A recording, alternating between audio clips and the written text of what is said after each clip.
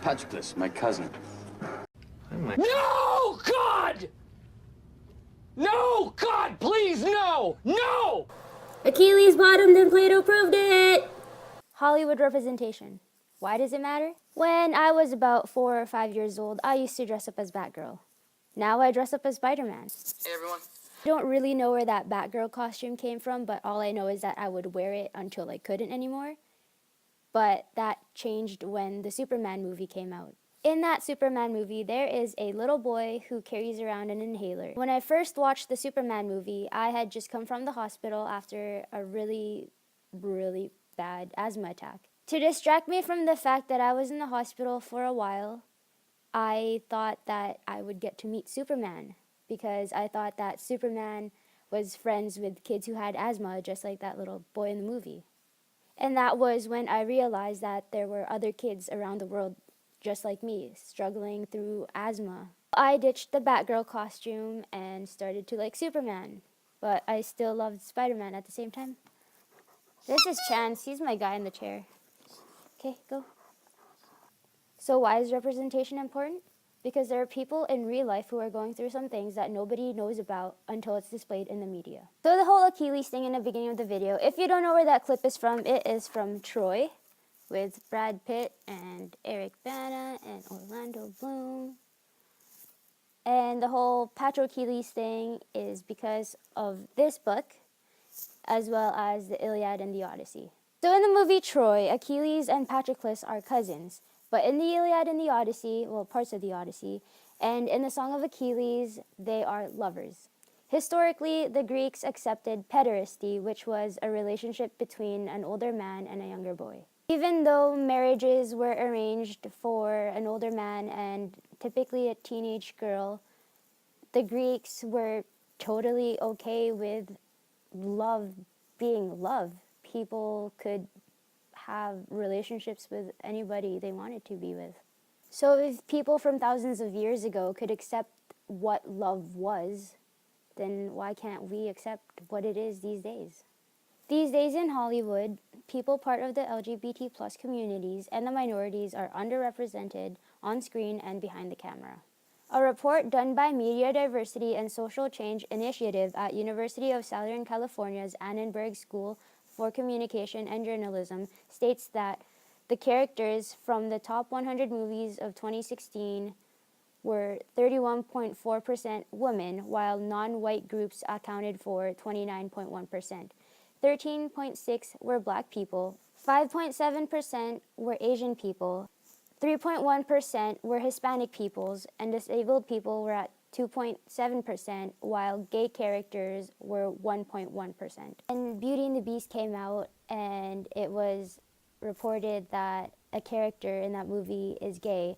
I was more than upset when I heard that there were boycotts going on just because of a character's sexual orientation.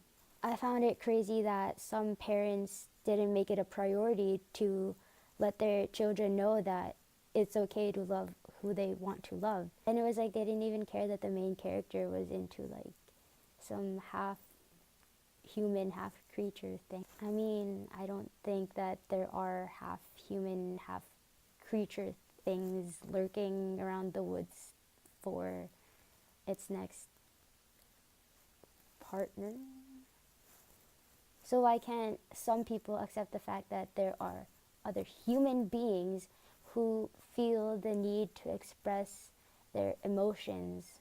I mean, it really shouldn't matter how somebody expresses herself. I mean, unless it's a crime or something really, really, really bad. That's on the level of crime. Life goes on, we're different, that's that. But the line is crossed when there are groups of people who are being treated poorly because of how they live their lives. Just, can't people learn to back off and mind their own business?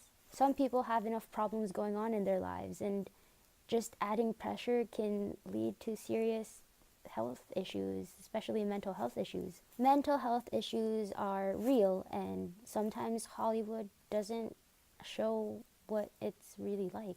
How are people who are struggling supposed to get the proper help if stereotypes are what's understood. How audiences see mental illness on the big screen is how they see it in real life. So if audiences see what life is like in the movies, how are they supposed to know what life is like in real life?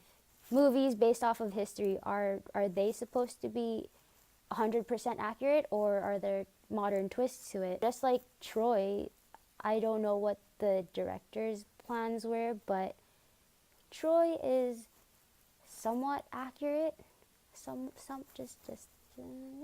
Just missed this much. But really, how can we connect Hollywood representation to real life? So there's this movie that I was obsessed with. It's called Pacific Rim. Robots and monsters and people. Kind of like a typical monster versus robot movie. Got this little theory about it. It's not really like a conspiracy theory. So the word Jaeger is German for hunter, and the Jaegers are the robots in this movie.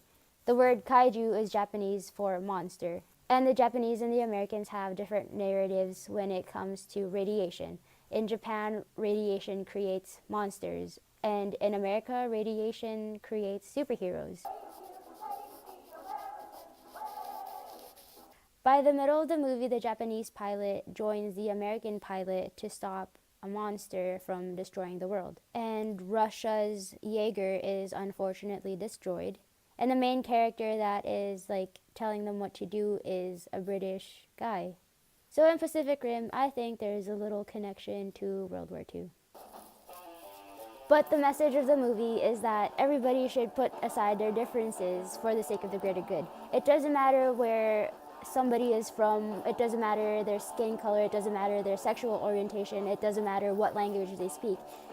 We're all humans, we're the same in that sense, but we're different. So again, why does Hollywood representation matter? There is this post on Tumblr, and it includes a superhero and an autistic boy. The author, Meriwether Blue, writes, I took my little brother, who falls on the autism spectrum, to see Guardians of the Galaxy, and after this scene, he lit up like a Christmas tree and screamed, he's like me, he can't do metaphors. And for the rest of the film, my brother stared at Drax in a stare of rapture. Nothing goes over my head. My reflexes are too fast. I would catch it. So while I adored Guardians of the Galaxy as a great, fun-loving film with cool characters, I can do nothing but thank Marvel Studios and Dave Bautista for finally bringing a superhero to the screen that my little brother can relate to. That is the content I like to see. That's the content we all need. Hollywood representation matters because we need characters to relate to. I mean, isn't that the point of movies, of shows? We share creative content and ideas so that we don't feel alone. So let's appreciate everyone and embrace our differences until we no longer can.